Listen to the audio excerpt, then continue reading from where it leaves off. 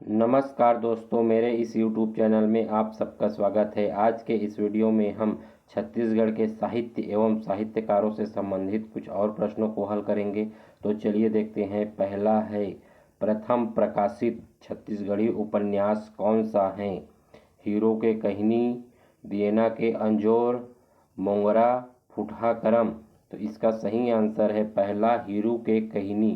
हीरू के कहनी जो है छत्तीसगढ़ी भाषा में प्रकाशित पहला उपन्यास है और इसके लिखने वाले थे बंशीधर पांडे। कौन लिखे थे इसको? बंशीधर पांडे।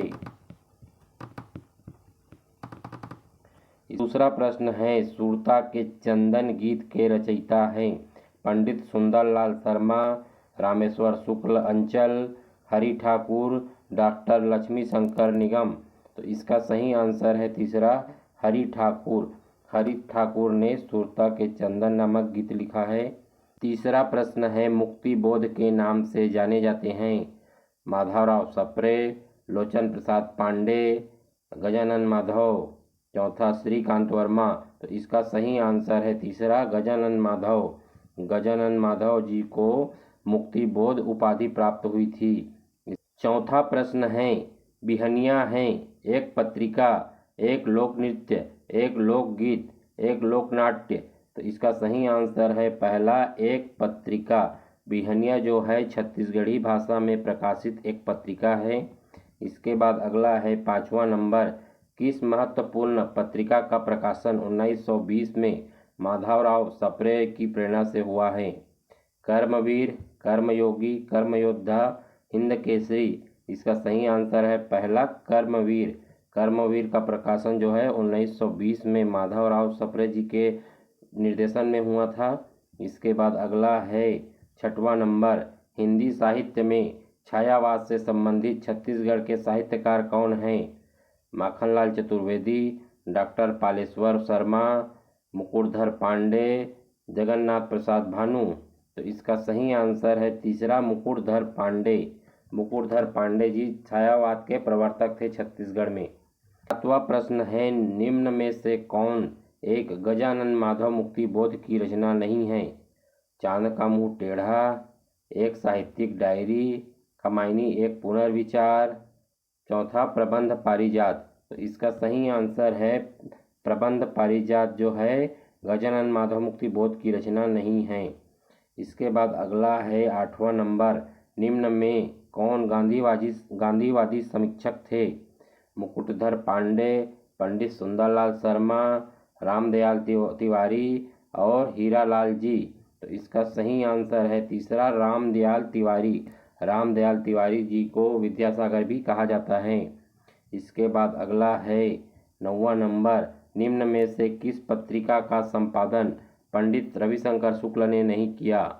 उत्थान, कान्यकुब्ज, महाकौशल, सरस्वती। तो इसका सही आंसर है चौथा, सरस्वती। सरस्वती पत्रिका का संपादन पंडित रविशंकर शुक्ल ने नहीं किया है। यहाँ पर जो तीन है तीनों उनका प्रकाशन पंडित रविशंकर शुक्ल जी ने किया था। इसके बाद अगला है 10वां नंबर, किस साहित्यकार को छत्तीसगढ़ के विद्यासागर की संज्ञा दी जाती है? हरि ठाकुर, पंडित लोचन प्रसाद पांडे, रामदयाल तिवारी, विद्याचरण शुक्ल। तो इसका सही आंसर है तीसरा, रामदयाल तिवारी। रामदयाल तिवारी जी को विद्यासागर की संज्ञा दी जाती है। इसके बाद अगला है 11वां नंबर, निम्नलिखित में से कौन साहित्यकार नहीं है? पहला, पदुमलाल पुन्नालाल बख्शी, दूसरा, नारायण लाल परमार, तीसरा, मुकुटधर पांडे, चौथा, दाऊ दुलार सिंह मंदरा जी। तो इसका सही आंसर है चौथा, दाऊ दुलार सिंह मंदरा जी। दाऊ दुलार सिंह मंदरा जी जो है साहित्यकार नहीं थे बल्कि वे एक प्रसिद्ध नाचाकर्मी थे। 12वां नंबर का प्रश्न है, निम्नलिखित में से कौन सी जोड़ी छत्तीसगढ़ के साहित्यकार एवं उनकी कृतियां सुमेलित नहीं हैं? पहला, गोपाल मिश्र, खूब तमाशा, दूसरा, बाबू रेवाराम, तारीखे है वंशी, तीसरा, माखनलाल मिश्र, रत्नदेव चरित, चौथा, लक्ष्मण कवि, भोसला वंश प्रशस्ति। तो इसका सही आंसर है तीसरा, माखनलाल मिश्र, रत्नदेव चरित।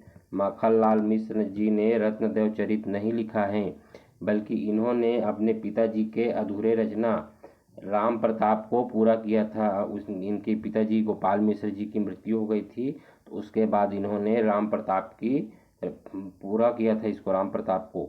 इसके बाद अगला है 13वां नंबर, निम्नलिखित में से किस साहित्यकार ने छत्तीसगढ़ी भाषा में रामायण की रचना की? पंडित कुंज बिहारी चौबे, पंडित सुंदरलाल शर्मा, पंडित बलदेव प्रसाद मिश्र, पंडित द्वारिका प्रसाद तिवारी। तो इसका सही आंसर है दूसरा, पंडित सुंदरलाल शर्मा। 14 नंबर का प्रश्न है, हॉलैंड की स्वतंत्रता का इतिहास बिलासपुर के इस स्वतंत्रता संग्राम सेनानी ने लिखा है?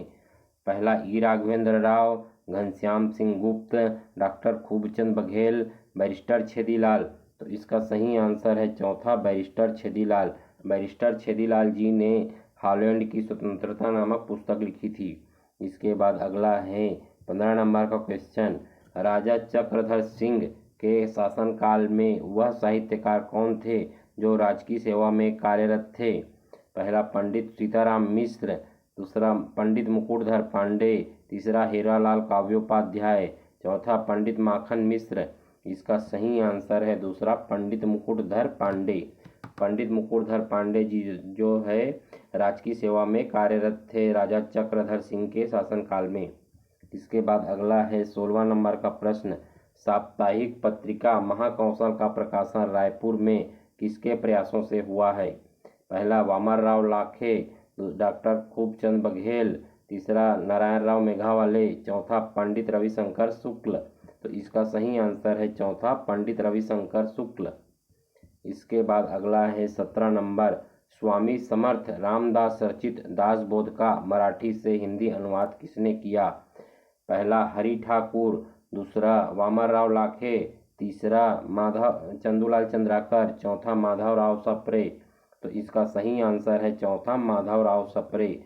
माधवराव सप्रे जी ने स्वामी समर्थ रामदास रचित दासबोध का मराठी से हिंदी में अनुवाद किया था। इसके बाद अगला है 18वां नंबर, स्वदेशी आंदोलन और बायकॉट किनकी प्रसिद्ध कृति हैं? पहला पंडित माधवराव सप्रे, दूसरा पंडित नंदलाल दुबे, तीसरा माखनलाल चतुर्वेदी, चौथा लोकमान्य तिलक। तो इसका सही आंसर है पहला, पंडित माधवराव सप्रे। माधवराव सप्रे जी ने स्वदेशी आंदोलन और बायकॉट नामक पुस्तक लिखी थी। इसके बाद अगला है 19वां नंबर, दंडकारण्य समाचार पत्र किस भाषा में प्रकाशित होता था? पहला अंग्रेजी, दूसरा हिंदी, तीसरा हल्बी, चौथा उपर्युक्त तीनों भाषाओं में। तो इसका सही आंसर है चौथा, उपर्युक्त तीनों भाषाओं में। यह जो दंडकारण्य समाचार पत्र था अंग्रेजी, हिंदी और हल्बी तीनों भाषाओं में प्रकाशित होती थी। इसके बाद अगला है 20वां नंबर, छत्तीसगढ़ की इस विभूति को अंतर्मन के कवि की उपाधि प्राप्त है? पहला पंडित लोचन प्रसाद पांडे, दूसरा गजानन माधव मुक्ति बोध, तीसरा श्रीकांत वर्मा, चौथा मुकुटधर पांडे। तो इसका सही आंसर है दूसरा, गजानन माधव मुक्ति बोध। गजानन माधव मुक्ति बोध को अंतर्मन के कवि के रूप में जाना जाता है। तो दोस्तों, आपको यह वीडियो अच्छा लगा हो तो वीडियो को लाइक करें, शेयर करें और चैनल को सब्सक्राइब करें। धन्यवाद।